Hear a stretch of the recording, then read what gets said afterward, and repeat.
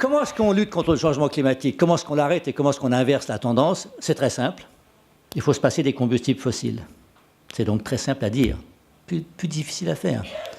Parce que les combustibles fossiles, le charbon, le pétrole et le gaz naturel, c'est ce qui a assuré la croissance de l'humanité dans les 3 derniers siècles.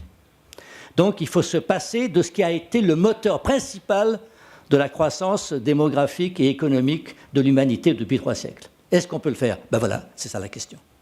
Bien entendu, tous les combustibles fossiles ne sont pas logés à la même enseigne. Le tueur numéro 1, le responsable numéro 1 du changement climatique, c'est le charbon.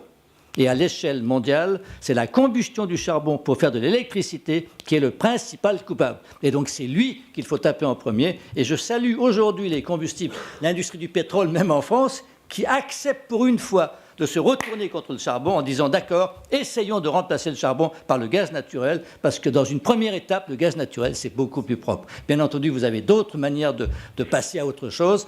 Le nucléaire en est une, contrairement à ce que certains disent. Les énergies renouvelables, bien sûr, mais les renouvelables, pour l'instant, ne sont pas encore tout à fait prêts à l'échelle, et donc il faut les développer, il faut continuer. Et en attendant, le nucléaire peut nous aider, ou le gaz naturel peut nous aider.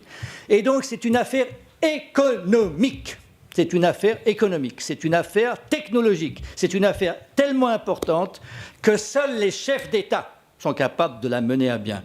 Et je voudrais tout de suite vous dire ici qu'il n'est pas normal qu'une négociation aussi importante pour l'avenir de l'humanité soit conduite par des négociateurs juniors ou par des ministres de l'Environnement, aussi charmants soient-ils. Ils sont charmants, les ministres de l'Environnement, je peux en témoigner, mais enfin quand même, ce n'est pas toujours les plus puissants dans leur gouvernement. Donc, le vrai patron de tout ça, le vrai patron de la lutte contre le changement climatique, ça devrait être le G20, avec les chefs d'État, puisque c'est une affaire proprement économique qui demande une coopération internationale. À côté de ça, de cette image, voilà, l'image d'ensemble, il faut se passer des combustibles fossiles, vous avez des négociations qui durent depuis 21 ans. Ces négociations qui durent depuis 21 ans sont à la fois le seul lieu où la communauté internationale a décidé de s'attaquer au problème, mais c'est également un prétexte pour tous les autres à ne rien faire. Ah, c'est pas à nous de le faire puisqu'il y a les autres qui font la négociation. Et ça, depuis 21 ans, on se réfugie derrière le fait qu'il y a une négociation en cours et donc ce n'est pas à nous de faire.